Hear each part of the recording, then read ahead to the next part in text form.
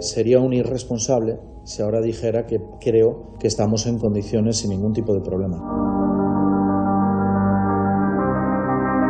Si de aquí al lunes los datos fueran negativos, no tenga, se lo aseguro, ninguna duda que decidiría parar en seco y quedarnos en la fase 2. Quería que se le conociera como el presidente de la anticipación, pero a lo mejor se le acaba conociendo como el presidente de la marcha atrás.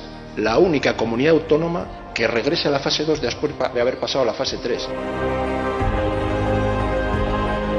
Dice, los presidentes somos conscientes que hay un relajo en la actitud de los ciudadanos. No han asumido ustedes todavía ninguna responsabilidad ni a nivel nacional ni en el Principado, pero ya le están trasladando las responsabilidades a los asturianos. Otras declaraciones suyas, que los distintos cuerpos policiales actúen con contundencia. Hay que perseguir a los asturianos. Pretende lo fácil para usted, que es volver a encerrarnos en casa, y lo difícil para los asturianos, que ya llevan en casa encerrados casi 3 meses. El confinamiento severo es una manifestación del fracaso en la gestión, y lo tenemos en las residencias de mayores. Es el colectivo que mayor confinamiento tiene sobre sí mismo.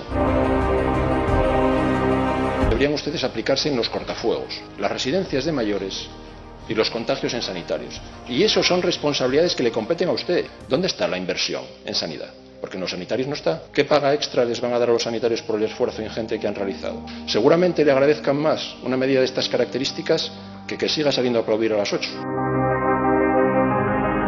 No siga repitiendo a los asturianos lo peligroso que es el coronavirus. Lo saben perfectamente. Los que perdieron el trabajo, los que no pudieron despedirse de su madre, los que tuvieron que cerrar su negocio, los que vieron fallecer a sus compañeros en la residencia de ancianos lo saben perfectamente. La responsabilidad de solucionar estos problemas es su problema, no de los asturianos. Y trate de que no se le recuerde como el presidente de la marcha atrás, porque podría ser así.